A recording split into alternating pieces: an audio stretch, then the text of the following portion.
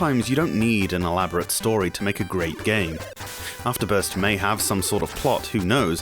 From what I can gather, it's a story of a robot who's trying to destroy some sort of lab or space station. You control said robot around 30 small levels, often, but not always, single screen, and your aim is to destroy this orb or core that is hidden somewhere. Trying to stop you from doing so are a multitude of defences such as airships and other walkers. Your little mech probably isn't the greatest tool for the job, as it explodes with one hit, and can't support any impact from above, as even the smallest of falling blocks also destroys you. You're armed with a cannon with infinite bullets and a wide range of control. Physics and gravity play a large part in your aiming. You can shoot at any angle between horizontal and vertically upwards, with a very fluid directional spread. You're not restricted to 30 or 45 degrees, for example. Also, it's necessary to gauge the charge of your shot as well, because your bullets arc towards the ground, so it's possible to hit ground targets at various ranges. Fully charge your shot and it actually defies gravity, shooting off in the direction indefinitely.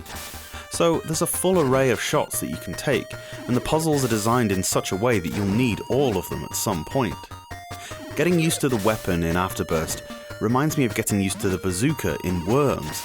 It's a very similar mechanic, apart from the wind factor. It's a devious little game, that's for sure. Often you'll shoot out a block only for the ones above it to come crashing down on you.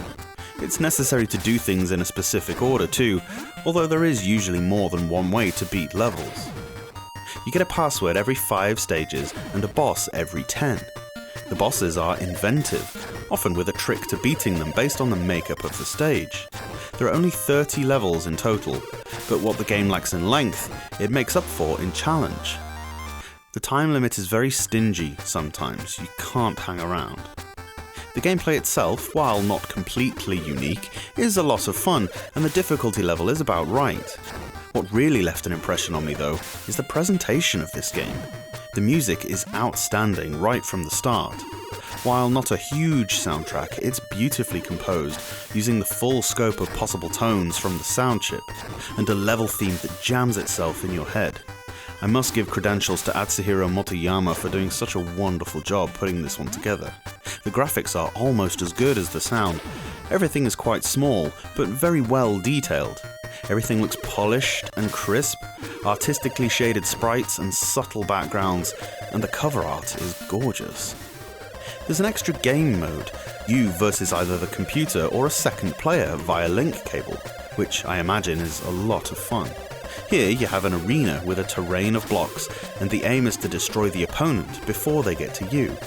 Afterburst is a very clever game which absolutely nails the magic formula of easy to pick up, hard to master.